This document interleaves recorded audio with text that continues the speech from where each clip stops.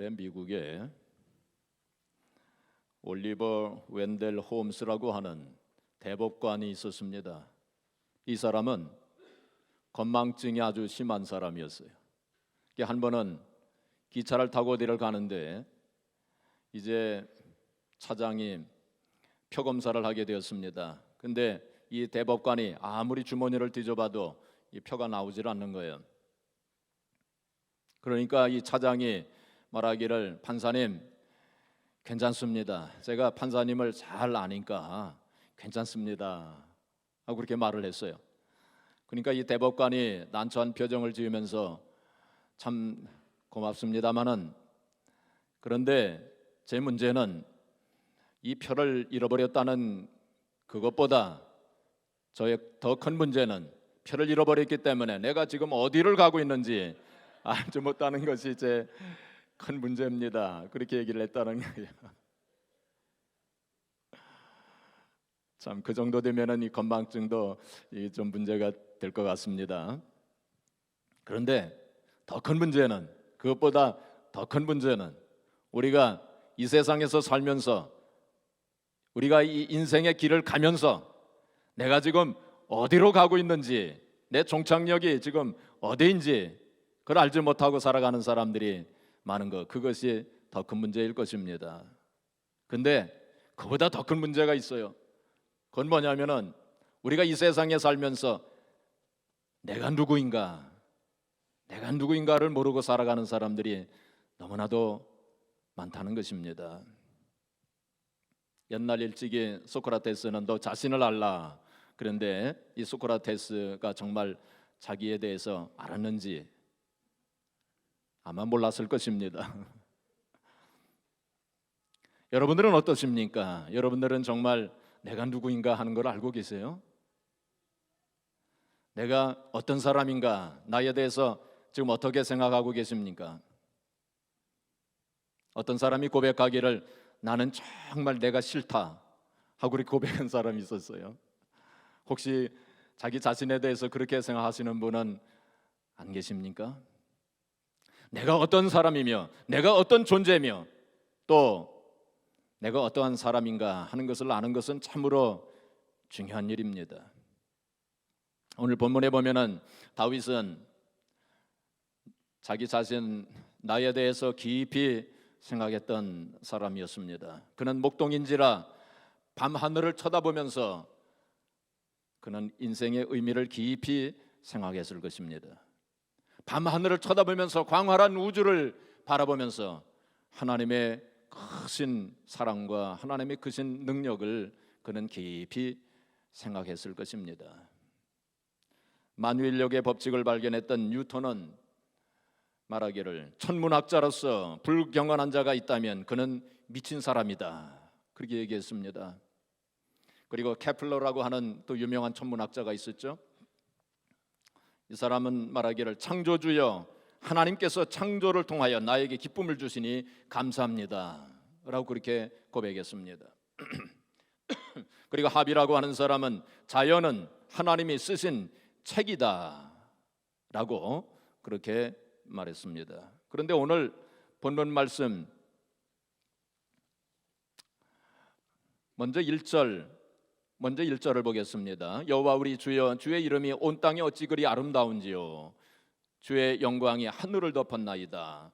이 다윗이 밤하늘을 바라보면서 그 하늘의 영광으로 충만한 그것을 생각한 것입니다. 그리고 3절을 보시면 주의 손가락으로 만드신 주의 하늘과 주께서 베풀어 두신 달과 별들을 내가 보오니, 그러니까 하나님께서 별들을 만드신 그 하나님의 위대하심과 하나님의 능력을 깊이 고백을 했던 것입니다. 그런데 2절을 보시면 주의 대적으로 말미암아 어린 아이들과 젖먹이들의 입으로 권능을 세우시며 이는 원수들과 보복자들을 잠잠하게 하려 하심이니이다. 여기 보시면은 원수들과 보복자들, 옛날 성경은 보수자라고 그렇게 돼 있었죠. 원수들과 보수자들을 잠잠하게 하려 하심이니이다. 원수들과 보수자들, 이런 사람들은 어떤 사람이냐면 교만한 사람들이라는 것입니다. 이런 사람들은 성도들을 핍박하는 그러한 사람들, 이러한 사람들은 하나님께서 이 우주 만물을 창조하신 것을 깨닫지 못하는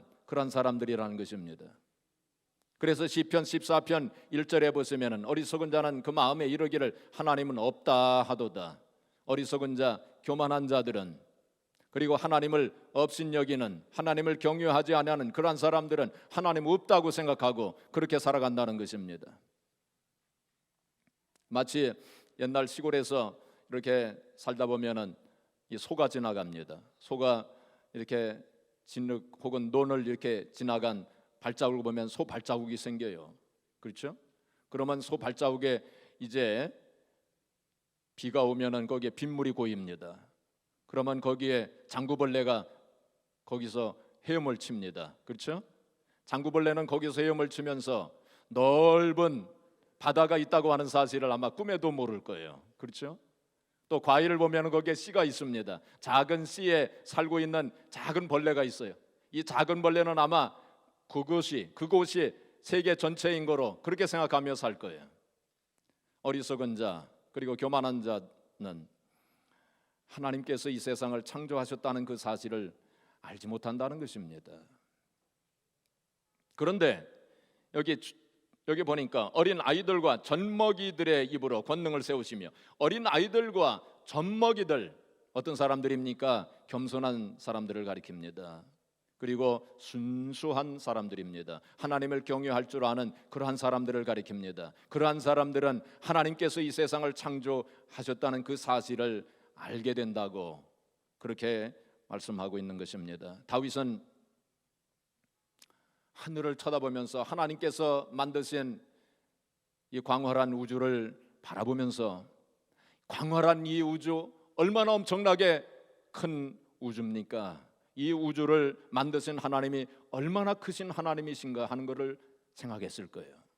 그렇게 엄청나게 크신, 광활하신, 위대하신 그 하나님께서 참으로 작고 작은 나를 사랑하신다고 하는 그 사실을 생각하면서 그는 감격했어요. 그 감격이 어디에 나타나 있느냐면 4절에 나타나 있습니다. 우리 4절 한번 같이 봉독해 볼까요? 4절 시작. 사람이 무엇이기에 주께서 그를 생각하시며 인자가 무엇이기에 주께서 그를 돌보시나이까. 여기 보니까 생각, 사람이 무엇이기에 하나님께서 나를 생각하시나이까. 여기 생각이라고 하는 단어는 원래 히브리 원문에 의하면 자칼이라고 하는 단어를 썼습니다. 이 자칼이라고 하는 단어가 바로 사랑이라고 하는 의미를 가지고 있습니다. 사람이 무엇이긴데 광활하신 하나님께서 나를, 정말로 작은 나를 사랑하시나이까 하면서 다윗은 감격했어요. 다윗의 그 감격이 느껴지지 않습니까? 여러분들도, 우리들도 바로 이 다윗이 느꼈던 그 감격을 느끼시기를 바랍니다. 그리고 여기 또 5절 보니까 그를 하나님보다 조금 못하게 하시고 영화와 존귀로 관을 씌우셨나이다. 하나님보다, 우리 사람을 말이죠, 하나님보다 조금 못하게 그렇게 만드셨다는 것입니다. 옛날 성경은 어떻게 되어 있었냐면 천사보다 조금 못하게 하시고, 그래서 천사라고 했습니다. 그런데 원래 히브리 원문은 엘로힘 이렇게 되어 있습니다. 엘로힘이라고 하는 것은 하나님으로 번역할 수 있는 단어입니다. 그래서 영어 성경을 보게 되면 거의 다 God, G-O-D, God라고 그렇게 번역을 해놨어요. 그러니까 번역이 이번에 새롭게 잘 된 것입니다. 하나님보다 조금 못하게 하시고, 우리 인간을 창조하실 때 어떻게 창조하셨냐면 하나님보다 조금 못한 존재로, 얼마나 참 엄청나게 우리 인간을 창조하셨는가 하는 것을 여기서 볼 수 있습니다. 옛날부터 말이죠, 옛날부터 인간에 대한 두 가지 잘못된 사상이 있었습니다. 첫째는 뭐냐면 인간을 너무 높게 보는 사상이 있었어요. 인간을 신으로 그렇게 보는 그런 사상이 있었습니다. 그게 범신론이라고도 할 수 있는데, 옛날 우리나라에 지금도 아마 있을 것입니다. 천도교라는 그 종교가 있죠. 천도교, 최재우 그 교주였죠 아마. 그 천도교라고 하는 그 종교가 있는데, 천도교에는 인내천이라고 하는 사상이 있습니다. 인내천은 뭐냐면 사람이 곧 하늘이다. 그런 인내천 사상이에요. 그러니까 사람을 하나님으로 그렇게 보는 사상입니다. 너무 높게 본 사상이 잘못된 사상입니다. 자, 그리고 두 번째 또 사상은 어떤 사상이냐면 사람을 너무 낮게 보는 그런 사상이 있었어요. 사람을 좀 너무 낮게 보고, 이건 유물론적 사상입니다. 그래서 사람을 하나의 동물로 그렇게 보는 사상이에요. 그러니까 아메바는 단세포 동물이지만은 사람은 다세포 동물이다.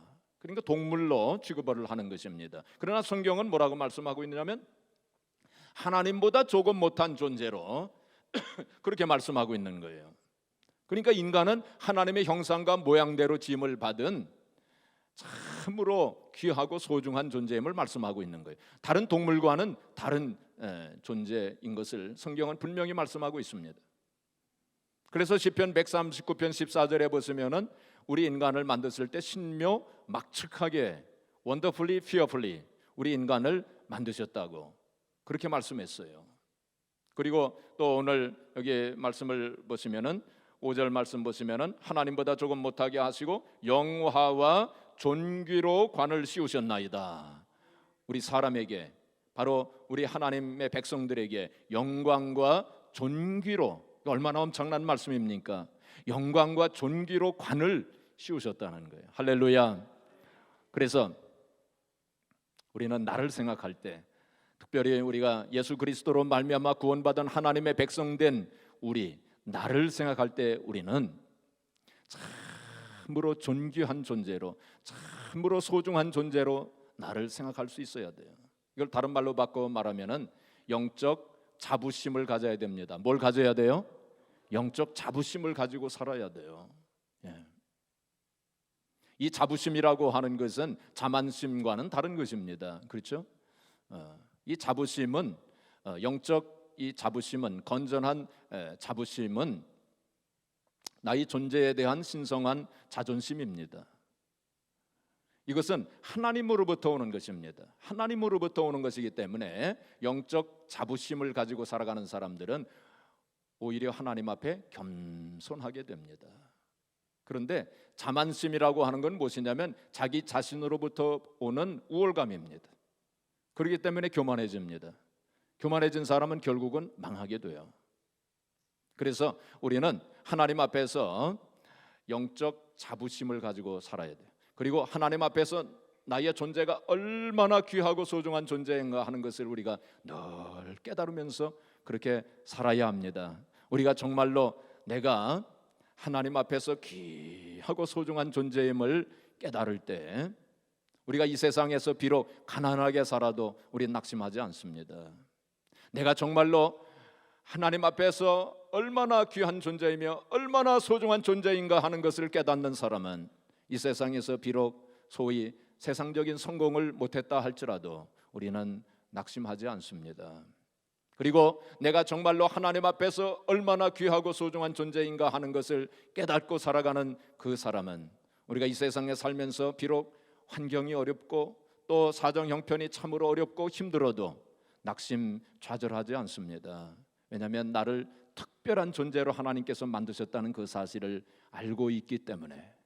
그런데 말이죠, 우리가 많은 사람들이, 특별히 우리 크리스찬들까지도, 하나님을 믿는다고 하는 크리스찬들까지도 내가 얼마나 하나님 앞에 귀하고 소중한 존재인가 하는 것을 자꾸만 잊어버려요. 깨닫지도 못하고, 깨달았다 하더라도 조금 있다가 다 잊어버려요. 왜 그런지 아세요? 남과 비교하기 때문에 그렇습니다. 남과 늘 비교하기 때문에, 내가 가지고 있는 것을 남과 비교하고, 내가 또 배운 것 가지고 또 남과 비교하고, 나의 가문을 비교하고 나의 용모를 비교하고 여러 가지 등등 여러 가지 그걸 가지고 자꾸만 남과 비교해요. 그렇기 때문에 낙심, 좌절, 원망, 불평이 나오고 열등감이 생기고 그런 것입니다. 여러분, 우리가 정말로 하나님 앞에 귀하고 소중한 존재임을 아는 것은 남과 비교해서 얻어지는 것이 아닙니다. 나는 하나님 앞에서 참으로 특별한 존재로, 비교할 수 없는 특별한 존재로, 이 세상에 나 하나밖에 없는 특별한 존재로 하나님께서 나를 만드셨다는 그 사실을 깨달으시기를 바랍니다. 그래서 에베소서 2장 10절에 보시면 그의 만드신 바라고 그랬어요. 나는 하나님의 만드신 바라고. 영어 성경에 보면은 work of art라고 했습니다. 예술품이라는 것입니다. 걸작품이라는 것입니다. 마스터피스로 하나님께서 나를 만드실 때 정말 예술품으로 만드셨다. 이 세상에 하나밖에 없는 예술품으로 나를 만드셨다는 거예요. 그래서 남과 비교하지 마세요. 남과 비교하게 되면 열등감이 생겨요. 그렇죠? 열등감이 생깁니다. 이 세상에서 열등감을 제일 많이 가지고 있는 사람들이 누굴까요? 학자들이 그걸 조사를 해봤대요. 이 세상에서 제일 열등감을 많이 가지고 사는 사람들이 어떤 사람들이냐면 하버드 대학교의 학생들이래요. 그거 좀 놀랍죠? 왜 그 학생들이 제일 열등감을 많이 가지고 사느냐면 고등학교 때까지는 학교에서 1등, 2등을 다투던 학생들이에요. 자기가 최고라고 그렇게 생각하면서 살았는데 거기 하버드 대학교에 가보니까 전부 수재들만 모였어요. 자기보다 더 공부 잘하는 아이들이 수두룩해요. 그러니까 자꾸 비교를 하게 되고 그래서 열등감을 제일 많이 가지게 된다는 것입니다. 그러면은 하버드 대학교에서 1등하는 학생은 열등감이 없겠네요? 아닙니다. 그 학생들은 더 열등감이 많대요. 왜 그러냐면은 그 하버드 대학교에서 1등하는 학생들은 교수들과 비교한대요. 그래서 열등감을 또 많이 가진대요. 그러면 하버드 대학교의 교수들은 열등감이 없겠네요? 아닙니다. 하버드 대학교의 교수들은 노벨상을 탄 사람하고 비교를 해가지고 또 열등감을 그렇게 많이 갖는데요. 그러면 노벨상을 탄 사람들은 열등감이 없겠네요? 아닙니다. 자기보다 먼저 노벨상을 탄 사람들 보고 또 비교해가지고 열등감을 또 그래 한이 없어요. 그러니까 우리가 이제부터는 비교하는 거 딱 중단하시기 바랍니다.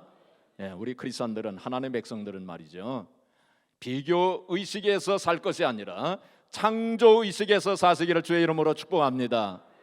창조 의식에서 살아야 돼요. 비교 의식에서 살지 마세요. 창조 의식에서 하나님께서 나를 참으로 귀하고 소중한 존재로, 이 세상에 나 하나밖에 없다는 그러한 믿음으로, 그러한 특별한 존재로 그렇게 생각하면서 사시기를 바랍니다. 그렇게 살 때에 영적 자존심이 회복되는 거예요. 신성한 자존심을 가지고 사시기 바랍니다. 그리고 그러한 믿음을 가지고 살아갈 때 그때 비로소 진정한 감사가 나오게 되는 거예요. 늘 비교하게 되면 감사가 안 나와요. 말로는 감사가 나오지만은 진정한 마음속에서 나오는 그런 감사가 안 돼요. 그리고 우리가 정말로 내가 하나님 앞에서 귀하고 소중한 특별한 존재임을 알고 그렇게 살아갈 때 그때 비로소 우리가 하나님 앞에 예배할 때 신성한 진정한 예배를 우리 하나님 앞에 드릴 수가 있게 되는 것입니다. 어떤 목사님이 소록도를 방문하게 되셨대요. 소록도 다 아시죠? 그 나병 환자 수용하는 그런 소록도. 거기 가서 이제 수요 예배를 이제 드렸답니다. 그리고는 이제 예배 끝난 후에 이제 각자 함께 이제 합심기도, 이제 기도하는 시간을 가지게 됐는데, 이렇게 앉아서 이렇게 기도를 이렇게 하고 있는데 뒤에서 어떤 분이 막 울면서 기도를 하고 있는 거예요. 뭐라고 기도했냐면, 하나님, 저에게 이런 큰 은혜를 주셨사옵니다. 정말로 한량없는 은혜를 주셨사옵니다. 이 크신 은혜 어찌 조금이라도 갚을 수가 있겠습니까? 하면서 막 통곡을 하면서 어떤 분이 그렇게 기도를 하는 거예요. 그래서 이 목사님이 이제 생각하기를, 이 소록도에 어떤 돈 많은 사람이 찾아와서 이 나병 환자들을 도와주기 위해서 이 돈 많은 사람이 찾아와서 이 나병으로 고생하고 있는 그러한 사람들을 보니까 자기는 얼마나 큰 은혜를 받았는가, 그것을 깨닫고 아마 저렇게 통곡하면서 기도하는가 보다 하고 그렇게 생각을 했대. 아니면 혹 천사 같은 의사가 여기 와가지고 나병 환자들을 돌보면서 저렇게 기도하는가 보다 하고 그렇게 생각을 했대요. 그래서 누가 저렇게 눈물을 흘리면서 통곡하면서 기도하는가 하고 뒤를 이렇게 돌아다보는 깜짝 놀랐답니다. 아주 흉측한 어떤 노인인데, 문득병에 걸린 그 노인이 정말 해골 같은 얼굴을 하고 있더래요. 머리는 이미 다 빠졌고 코도 다 문드러지고 문둥병 걸리면 그렇게 되지 않습니까? 코도 다 문드러지고 눈도 다 거의 없어졌는데 없어진 눈 구멍에서 눈물이 뚝뚝뚝뚝 이렇게 떨어지면서 그렇게 기도를 하고 있더래요. 그래서 나중에 기도가 끝난 후에 물어봤답니다. 할아버지 뭐가 그렇게 감사해서 그렇게 기도를 하셨습니까? 무슨 큰 은혜를 그렇게 많이 받으셨습니까? 하고 그렇게 질문을 하니까 이 할아버지가 목사님, 저는 정말로 너무나도 큰 은혜를 받았습니다. 그러면서 제가 문둥병에 걸렸을 때에 저희 가족들 다 나를 버렸습니다. 저희 친구들도 다 나를 버렸습니다. 그런데 그분이 내가 소록도에 올 때 그분이 나를 소록도까지 따라오셨습니다. 그래서 이 목사님이 할머니가 따라오셨군요. 그러니까 아닙니다. 바로 주님께서 나를 소록도까지 따라오셨습니다. 그리고 지금도 계속해서 나에게 기쁨과 소망을 주십니다 하면서 울면서 그렇게 고백을 하시더래요. 여러분, 그분이야말로 정말 다른 사람과 비교하지 않냐고. 다른 사람과 비교하면 어떻게 그런 감사가 나오겠습니까? 정말로 하나님 앞에서 내가 귀하고 소중한 존재임을 깨달은 분이에요. 그렇죠? 그리고 그가 정말로 그러한 믿음이 있었기 때문에, 정말로 하나님 앞에 귀하고 소중한 존재임을 알았기 때문에 진정한 감사가 나온 거예요. 그리고 진정한 예배를 하나님 앞에 드릴 수가 있었던 것입니다. 사랑하는 성도 여러분, 우리가 하나님 앞에서 귀하고 소중한 존재임을 깨닫는 것은 다른 사람이 나를 그렇게 보기 때문이 아닙니다. 내가 하나님 앞에서 참으로 귀하고 소중한 존재임을 아는 것은 내가 내 자신을 그렇게 보기 때문에 그런 것이 아닙니다. 다른 사람들은 나를 어떻게 생각하는지 몰라요. 참으로 부족함, 정말로 보잘것없는 사람으로 볼지 몰라요. 혹은 내가 내 자신을 볼 때도 참으로 부족한 사람으로 그렇게 볼지 몰라요. 그런데 내가 하나님 앞에서 참으로 귀하고 소중한 존재임을 아는 것은 하나님께서 나를 그렇게 보신다는 사실입니다. 할렐루야. 그렇죠? 하나님께서 나를 그렇게 보세요. 하나님께서 나를 참으로 귀중하게 소중한 존재로, 특별한 존재로 그렇게 보세요. 그래서 우리는 하나님의 관점에서 나를 볼 줄 알아야 돼요. 하나님께서 나를 어떻게 보시는가. 그래서 하나님께서 나를 이 세상에 딱 하나밖에 없는 특별한 존재, 귀중하고 소중한 존재로 보시기 때문에 나를 위해서 육체를 입으시고 이 세상에 주님께서 오시지 않았습니까? 나를 위해서 십자가 위에서 몸버려 피 흘려 고통을 당하시고 십자가 위에서 죽으시지 아니하셨습니까? 그리고 지금도 주님께서 말씀하시기를 두려워하지 말라. 내가 너와 함께합니다. 무서워하지 말라. 내가 너의 하나님이 됨이니라. 내가 너를 참으로 도와주리라. 내가 의로운 능력의 오른손으로 너를 붙들어 주리라. 하나님께서 그렇게 말씀하시는 거예요. 우리가 참으로 하나님 앞에 소중하고 특별한 존재이기 때문에 사랑하는 성도 여러분, 이번 우리 사순절을 보내고 있는데 이 사순절 기간 동안에 우리가 정말로 하나님 앞에서 내가 어떤 존재인가, 내가 참으로 특별한 존재요 귀중하고 소중한 존재임을 다시 한번 깊이 생각하면서 이 절기를 보내시기를 바랍니다. 그리고 다윗은 자기 자신 생각할 때에 만물을 다스릴 수 있는 권세가 있는 그런 사람으로 깨달았습니다. 여기 오늘 6절 말씀 보시면 주의 손으로 만드신 것을 다스리게 하시고 만물을 그의 발 아래 두셨으니, 여기 다윗에게, 더 나아가서는 우리들 한 사람 한 사람에게 만물을 다스릴 수 있는, 손으로 만드신 것을 다스리고 만물을 우리의 발 앞에 두실 수 있는 그러한 권세를 주셨다고 그렇게 말씀한 것입니다. 또 7절에 보시면 곧 모든 소와 양과 들짐승이며 공중의 새와 바다의 물고기와 바닷길에 다니는 것이니이다. 이러한 모든 것을 다 우리가 다스릴 수 있는 그러한 권세를 우리에게 주셨다고 그렇게 말씀했어요. 이것은 다윗이 그렇게 자기 마음대로 생각한 것이 아닙니다. 성경은 우리가 잘 알고 있는 것처럼 하나님의 감동으로 지은 것이, 하나님의 모든 말씀은 성령의 감동으로 지어진 것입니다. 그렇죠? 그렇기 때문에 성령께서 성령께서 다윗의 마음을 감동시켜 주셔서 그것을 깨달았고 다윗이 그 깨달은 그것을 성경으로 기록을 한 것입니다. 그렇기 때문에 하나님께서 우리 하나님의 백성들에게 만물을 다스릴 수 있는 권세를 주신 것입니다. 사실 우리가 창세기 보면 2장 15절에 창세기 2장 15절에 하나님께서 아담을 만드시고 그를 아담을 만드시고 에덴 동산에 그를 두시면서 그 만물을 다스리고 지킬 수 있는 권세를 주셨다고 했어요. 그런데 어떻게 됐습니까? 인간이 범죄함으로 말미암아 그 모든 권세를 상실해 버리고 말았어요. 그리고는 이제 어떻게 살았습니까? 사람들이 세상의 종로로 타며 물질의 종로로 타면서 마귀 사탄의 종로로 타면서 그렇게 살게 된 것입니다. 그래서 예수님께서 이제 그 권세를 회복시켜 주시기 위해서 육체를 입으시고 이 세상에 오신 것입니다. 그래서 갈라디아서 3장 13절에 보면은 그가 우리를 위해서 저주를 받은 바 되사 율법의 저주에서 우리를 속량하셨다고.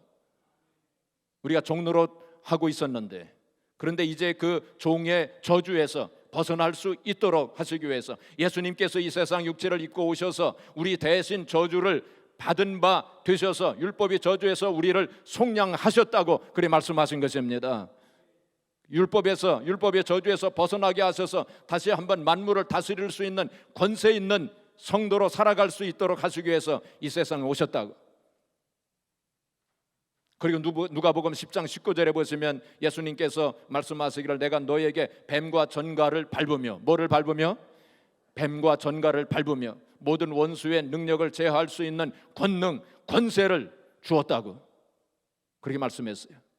성도들에게 하나님 백성들에게 모든 원수, 이건 마귀 사탄을 가리킵니다. 마귀 사탄의 권세, 권능을 능력을 제어할 수 있는 이길 수 있는 권능과 권세를 우리에게 주셨다고 그렇게 말씀한 것입니다.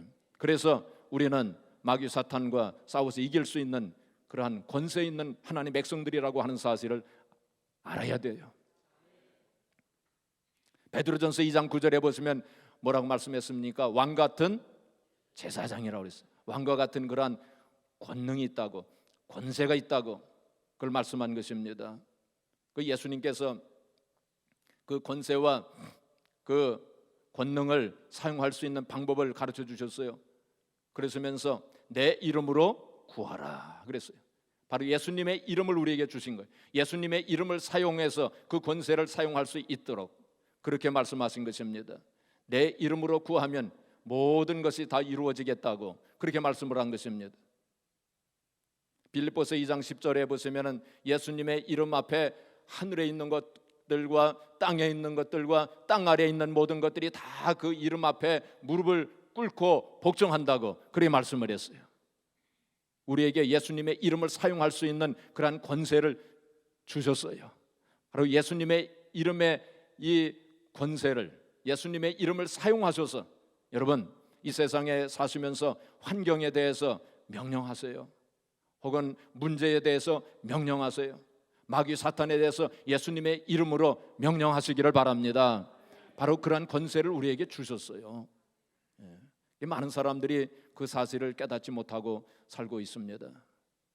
어떤 분들은 이런 말씀을 드리면 좀 이상하게 생각하실는지 모르겠어요. 그러나 제가 이런 말씀을 드리는 것은 제가 드리는 말이 아닙니다. 성경에 기록된 하나님의 말씀입니다. 하나님 말씀은 우리의 이성이나 생각이나 어떤 경험으로 판단할 것이 아닙니다. 하나님 말씀은 우리 모든 이론을 파하고 모든 생각을 사로잡아서 하나님 말씀에 복종시킬 때 하나님의 놀라운 역사가 일어나게 될 줄로 믿습니다. 하나님 말씀에 한번 그렇게 해보세요. 큰 소리로 하면은 사람들이 이상하게 생각하는지 모르니까 속으로 하셔도 괜찮습니다. 속으로라도 자꾸 이 환경에 대해서 문제에 대해서 마귀 사탄에 대해서 자꾸 예수님의 이름으로 명령하세요. 예수님의 이름 속에 놀라운 역사가 일어나게 될 줄로 믿습니다.